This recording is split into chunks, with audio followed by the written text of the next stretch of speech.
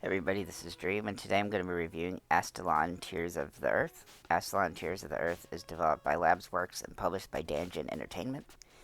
This game is a Metroidvania slash platformer type of game, and it is $19.99 on Xbox.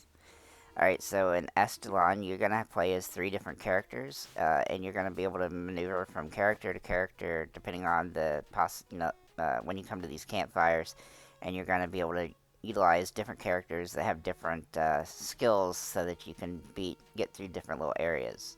And that's pretty much the entire game. Is you're just going to be trying to figure out which character you need to use in order to progress through the different places. And in some places, I think actually multiple characters will work. But all three characters are needed throughout the game. And then basically that's, you're going to be progressing and trying to defeat bosses and defeat enemies and just progress through the mazes of the game, the puzzles and things of nature. Um, I wouldn't say puzzles exactly, but there's kind of puzzle aspect to it. Um, Overall, the game is pretty decent. However, I've had the game crash on me about every time I maneuvered to a different room, so it was actually kind of hard to get some video made for this because it kept crashing on me. I'm not sure if that's on my end, but I don't think it is because my Xbox Series S is pretty new. But just something to keep a note. Also, all your characters have upgrades and all sorts of different possibilities on how you're going to build them to be stronger. As well as some of them are ranged characters and some of them are definitely more tied to like short range things. Some of them do more, uh, close up stuff, and some of them are better at like farther jumps. And you can also get some like other things as you collect, kill enemies. You collect orbs that you can get upgrades and things for your whole team, and like some invincibility and stuff like that. Overall, the game is kind of Metroidvania style, so again, it's not something you haven't seen before.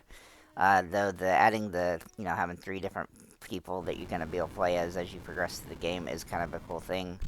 And the save points are very lucrative in the game. There's quite a bit of them, so you're never gonna have to get too worried about like losing a ton of progress if you fail and die.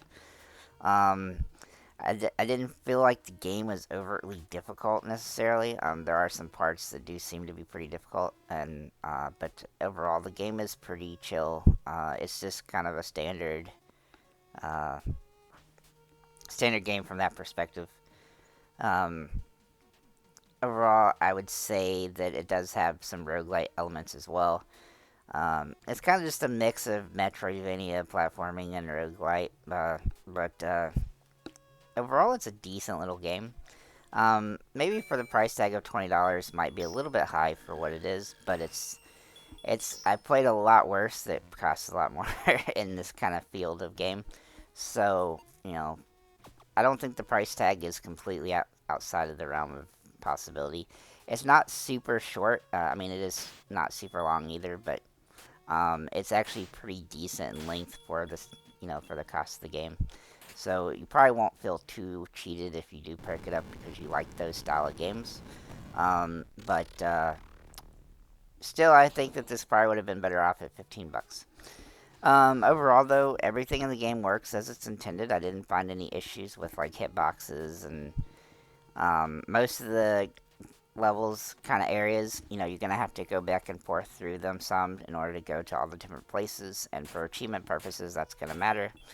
But overall, I didn't feel like the game was extremely repetitive or anything. I found that it was interesting and entertaining for the most part as I progressed.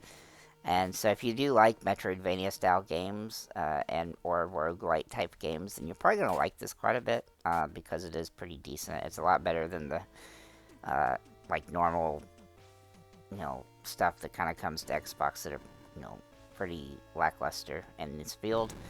And so I definitely recommend it from that perspective. So if you like Metroidvania games, you'll probably like this pretty good.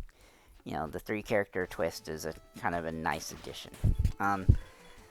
Overall, I'm going to give the game a 7 out of 10, I think. It's actually pretty solid, like I said. A little bit off for the score for the price being a little higher than I think it might should be, but and maybe some of the bosses being a little bit I don't know, just not exactly what you know.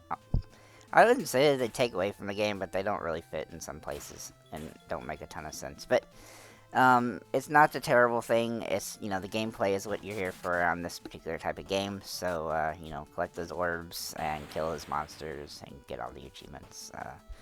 As for the achievements, they are going to require you to explore the entire tower, and that's gonna take you some time, but it's not extremely impossible either. So, um, overall, I do think that the game, is okay. So if you do pick it up, let us know what you think in the comments, and have a nice day.